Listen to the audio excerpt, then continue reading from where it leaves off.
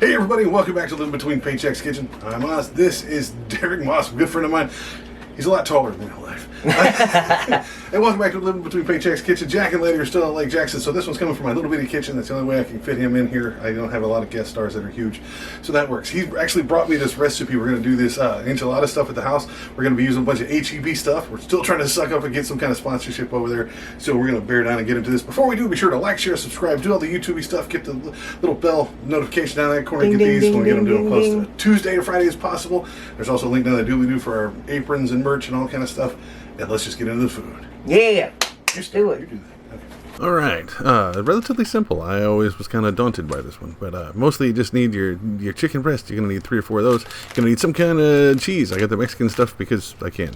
I'm gonna dress it with green onions. Also, we're gonna need some butter or some olive oil just to get the meat started because it's chicken. It doesn't stick really hard. You're gonna need some tortillas. You get the corn or the flour. I prefer the corn for the enchiladas, even though my big stupid white guy hands don't handle them really well.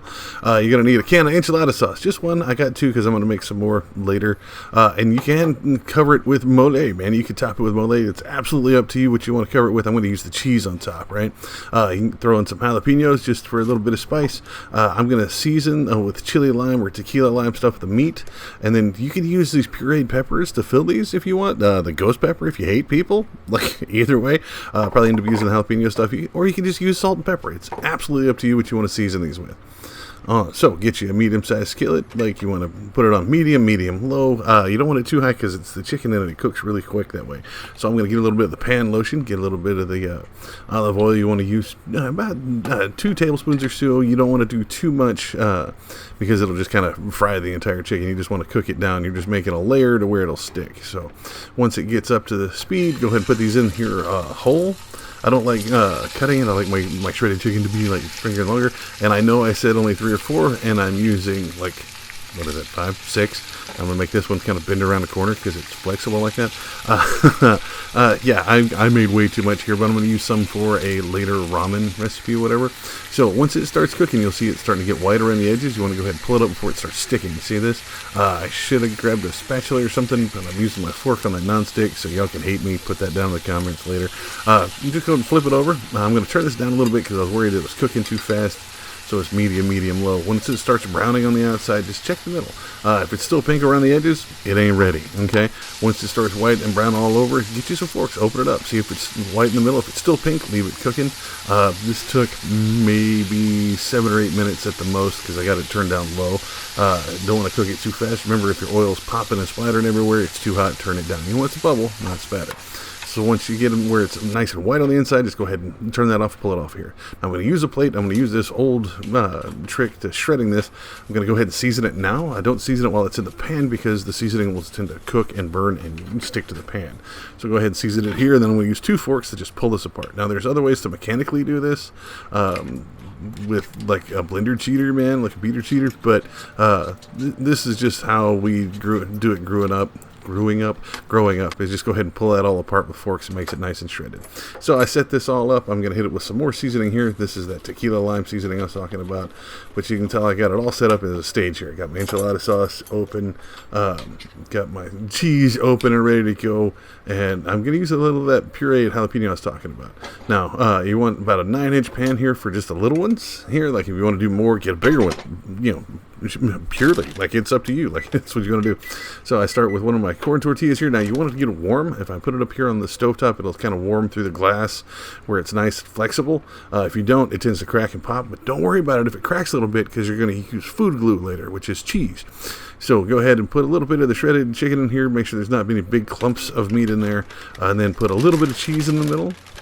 And then just like a spoon or 2 of your actual enchilada sauce in the middle. So, yeah, a lot of people don't do that, and it'll start to dry out in the middle because it doesn't like seep really well.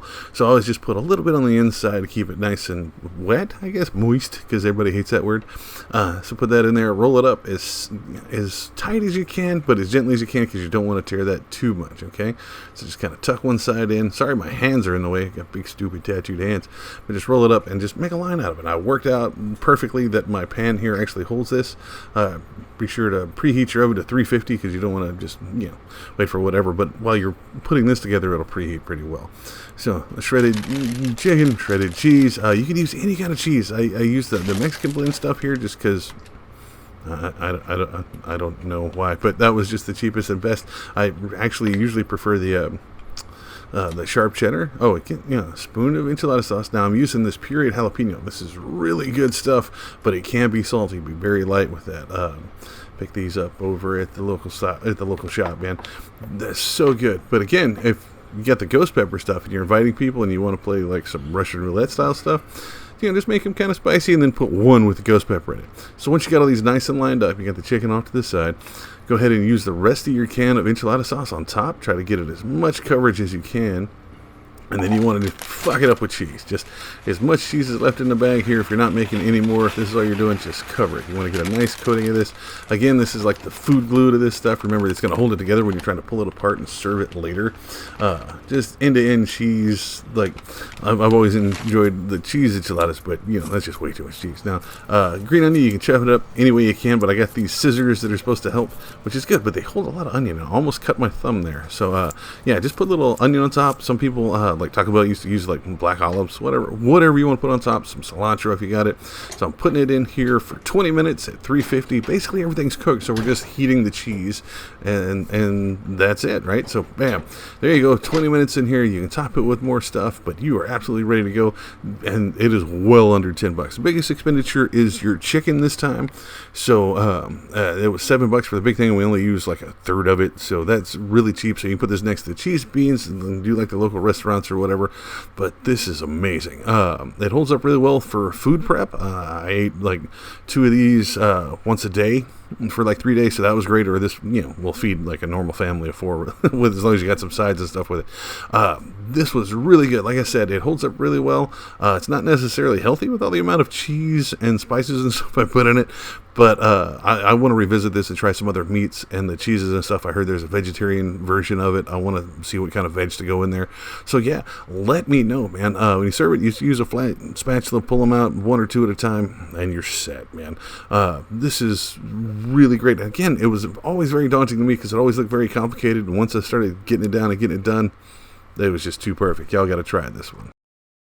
And there you have it, folks. Derek had to take off, but thanks for dropping the recipe on us and hanging out with me while I was putting this together. I'm sorry I had to miss the food, but he had to go to a film premiere for his buddy or whatever, so that's cool. If you guys do this recipe, you do it differently, everybody does, let me know, hit me up. I'd love to revisit this, especially when we got like mole and stuff to try and all the different meats and stuff. Like, I would love to try to do this with like a lamb thing. Have anybody ever heard of that? Or like, even because down here on the Gulf Coast, I want to try it with seafood. So let me know. Put it down in the comments. That's what they're there for. You can also find me on social media. We're on Facebook, Pinterest, Patreon. We're all those at Live Between Paychecks Kitchen. You can also find us on Instagram at Live Between. We had to shorten it down over there. We're here as much as we can on Tuesdays and Fridays. You can also find me, Osway Nerdy, on all the social medias, including Twitter for now, and talking nerd stuff, or over on TikTok talking LARPing and more nerd stuff. So I will see y'all next time. I'm gonna go eat some of this and get so much fatter. Even though I've been losing weight, I don't know if you can tell. Like, the black is flattering, but I need to get some of that Vanta stuff if I ever want to be skinny. Y'all be safe. I will see y'all next time. Enjoy the food.